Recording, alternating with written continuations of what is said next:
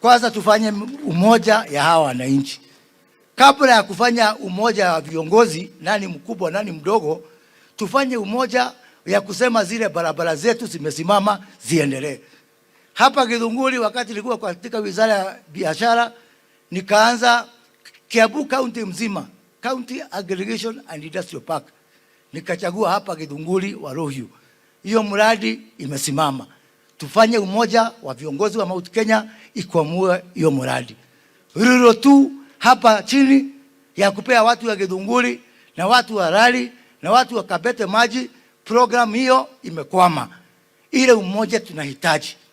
Sio umoja nani atakuwa bwana mkubwa, nani atakuwa mheshimiwa excellency fulani, ni umoja wa kuhakikisha ya kwamba hiyo miradi yote na sana sana ambayo tulianza hapa na serikali ya Uhuru Kenyatta haikwami hapa, isonge mbele.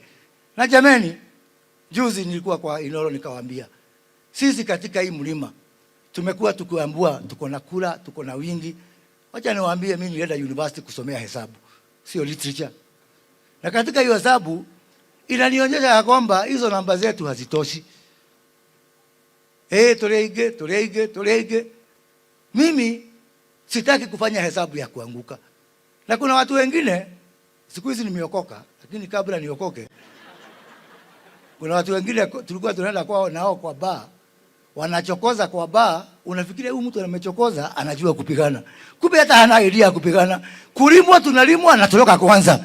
Mtu asianze vita kama haujui hiyo vita bila utaishinda na vile utaimaliza. Tukue watu wa kufanya hesabu ya kushinda.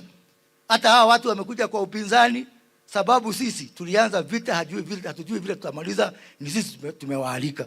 Na kadhoni, wacha nikuambie, mimi niko sawa. Mimi sina mtu ananiamsha asubuhi, naamka saa 5. Niko sawa kabisa. Na tena kadhoni na hanini. Thina wewe na guoleu. Wewe ina thina ni utire mundu kuduma, utire mundu kujuriodo. Mimi niko sawa kabisa. Nikikakaa kidogo nianze kanisa yangu na maisha isonge mbele. Asante sana. Mungu awabariki.